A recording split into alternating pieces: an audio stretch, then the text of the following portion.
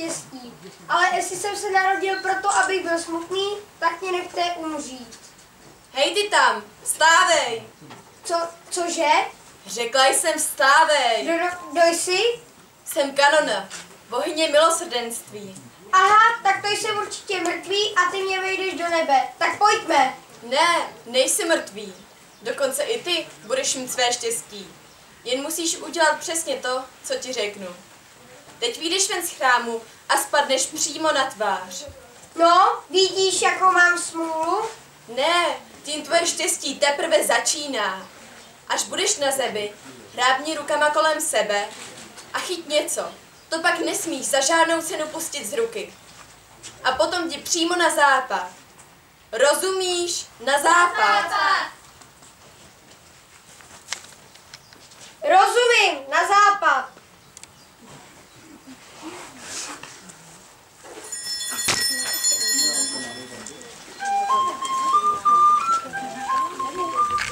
Díky, Kanono, díky moc za tvoji radu.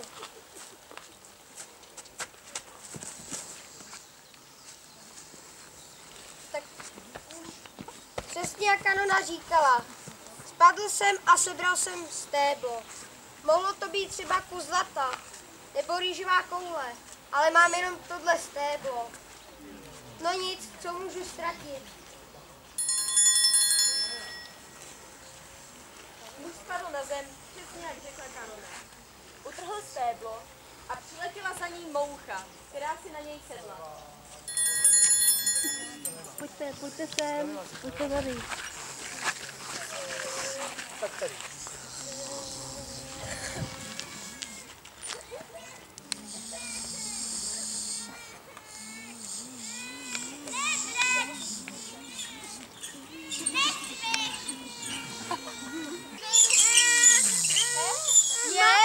Co to tady je, kde? Co to tady pláče, nepláč. Ty chceš tu mouchu, že jo? Tak si ji vem. Moucha. Děkuji vám, pane, že jste jí dal tu mouchu. A za to bych vám chtěla dát aspoň tyto 3 mandarinky.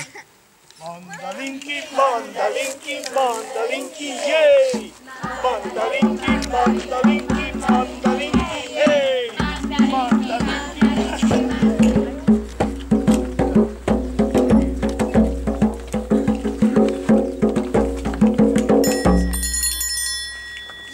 Co se tu stalo? Mladé paní se udělalo špatně, potřebuje okamžitě velké množství vody. Ale tady v okolí žádná voda není, ale mám něco stejně dobrého, jako je voda. Vemte si tady ty 3 mandarinky. Mandarinky, mandarinky, hej! Mandarinky, mandarinky, mandarinky, hej! Mandarinky, mandarinky, mandarinky, hej! Mandarinky, mandarinky, mandarinky, hej! Musíš se nechat sněst. Rozi.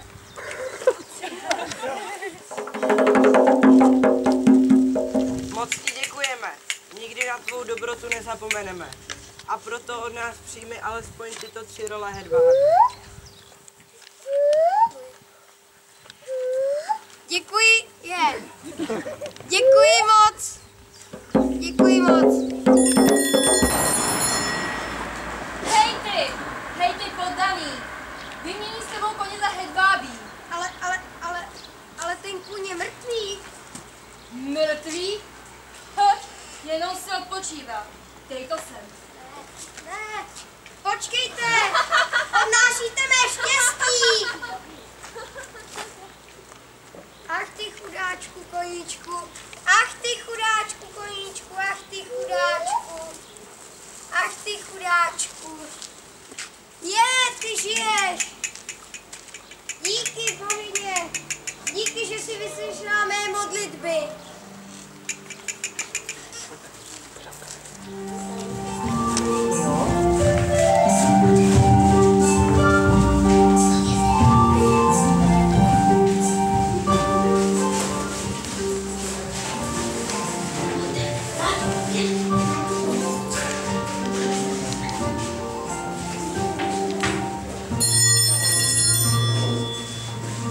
Muž s koněm došli až do do města, kde uviděli bohatě vyhlížející stavení se stájem.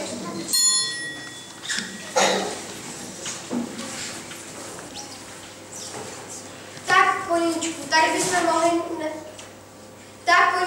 bychom mohli sehnat nějaké jídlo. Promiňte, mohla byste prosím dát mému koníčkovi najíst? Proč ne? Slyšíš, koníčku, bude večeře. To je ten nejkrásnější kůň na světě. Mohla bych projet celou zem a žádného takového bych nenašla. Kolik za něj chcete? Stačilo by 500 zlatých? 500 zlatých? Cože? Tak tedy 1000 zlatých. A to je má poslední nabídka. 1000 zlatých?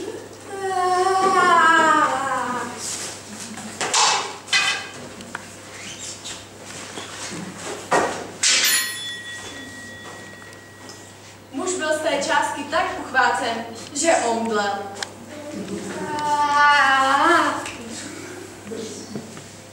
Jejda, mane, jejda, pomoc. Žije, nežije? Žije. Ale co teď s ním? A co já s ním udělám? Babičku, stávej. Nic. Už mám nápad. Sero, dones vodu, honem! Co se děje? Podívej, podle tu bumpel. Normálně bumpel. Matko, to je ten muž, který mi dal mandarinky. Ten muž? Ano. Ach, ten svět je tak malý. Kde se tu jen mohl vzít? Stále bych ráda koupila vašeho koně. Ale jestli nejste proti, dala bych vám svoji dceru za ženu. Jste pro? Ano. Ach, děti moje, pojďte.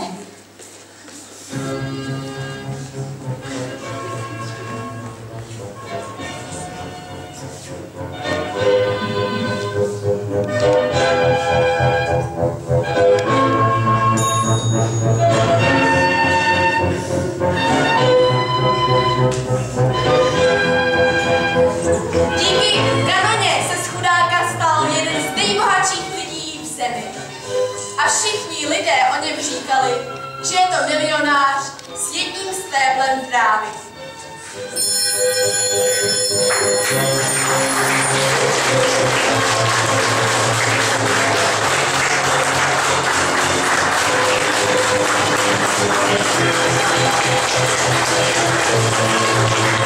Thank you.